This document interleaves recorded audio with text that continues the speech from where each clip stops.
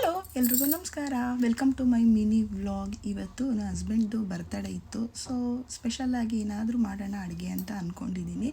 But ಚಿಕ್ಕದಾಗಿ ಒಂದು cake cut ಮಾಡಿಸೋಣ ಅಂತ ಅಂದ್ಕೊಂಡಿದ್ದೆ. ವರ್ಷ ಅವರು ಆಸ್ಟ್ರೇಲಿಯಾದಲ್ಲೇ ಇರ್ತಿದ್ರು ಬರ್ತ್ಡೇ ಟೈಮಲ್ಲಿ. ಬಟ್ ಈ ಸಲ ಇಂಡಿಯಾದಲ್ಲಿದ್ದಾರಲ್ವ, ಹಾಗಾಗಿ ಒಂದು ಚಿಕ್ಕದಾಗಿ ಕೇಕ್ ಕಟ್ ಮಾಡೋಣ ಅಂದ್ಕೊಂಡಿದ್ದೆ. ಬಟ್ ಅವ್ರಿಗೆ ಕೇಕೆಲ್ಲ ಕಟ್ ಮಾಡೋದು ಅಷ್ಟೊಂದು ಇಷ್ಟ ಆಗಲ್ಲ. ಯಾಕೆ ಅಂದರೆ ನಾವು ಕೇಕ್ನ ಕ್ಯಾಂಡಲ್ನ ಹಚ್ಚಿ ಆರಿಸಿ ಕಟ್ ಮಾಡೋದು ಅವ್ರಿಗೆ ಇಷ್ಟ ಆಗಲ್ಲ. ಯಾವತ್ತು ದೀಪನ ಬೆಳಗಬೇಕು, ಆರಿಸ್ಬಾರ್ದು, ಅದು ನಮ್ಮ ಸಂಪ್ರದಾಯ ಅಲ್ಲ ಅಂತ ಹೇಳ್ತಿದ್ರು. ಹಾಗಾಗಿ ಮನೆಯಲ್ಲೇ ಇವತ್ತು ಏನಾದರೂ ಸ್ಪೆಷಲ್ಲಾಗಿ ಅಡುಗೆ ಮಾಡೋಣ ಅಂತ ಅಂದ್ಕೊಂಡಿದ್ದೆ. ಫಸ್ಟು ದೇವಸ್ಥಾನಕ್ಕೆ ಹೋಗಿ ಪೂಜೆನ ಮಾಡಿಸ್ಕೊಂಡು ಬಂದು ಮನೆಯಲ್ಲಿ ಒಬ್ಬಟ್ಟು ಅಂದರೆ ಅವ್ರಿಗೆ ತುಂಬ ಇಷ್ಟ. ಹಾಗಾಗಿ ಒಬ್ಬಟ್ಟಿನ ಅಡುಗೆ ಮಾಡೋಣ ಅಂತ ಹೇಳಿ ಒಬ್ಬಟ್ಟನ್ನ ಮಾಡ್ತಾಯಿದ್ದೀನಿ. ಬೇಳೆ ಒಬ್ಬಟ್ಟು ಅಂದರೆ ಎಲ್ರಿಗೂ ಇಷ್ಟ ಇರುತ್ತೆ, ಅದಕ್ಕೋಸ್ಕರ ಅವ್ರಿಗೂ ಕೂಡ ಇಷ್ಟ ಆಗುತ್ತೆ ಅಂತ ಒಬ್ಬಟ್ಟನ್ನ ಮಾಡಿದೆ. ತುಂಬ ಖುಷಿಯಿಂದ ಇಷ್ಟಪಟ್ಟು ತಿಂದರು.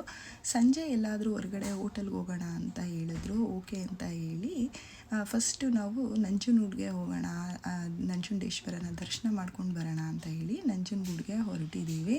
ವೆದರ್ ಅಂತೂ ಸಿಕ್ಕಾಪಟ್ಟೆ ಚೆನ್ನಾಗಿತ್ತು. ಈ ಬಿಸಿಲಲ್ಲಿ ಲೈಟಾಗಿ ಸ್ವಲ್ಪ ಮಳೆ ಕೂಡ ಆಗ್ತಾಯಿತ್ತು. ತುಂಬಾ ತಂಪಾದ ವಾತಾವರಣ ಅಂತ ಅನ್ನಿಸ್ತು.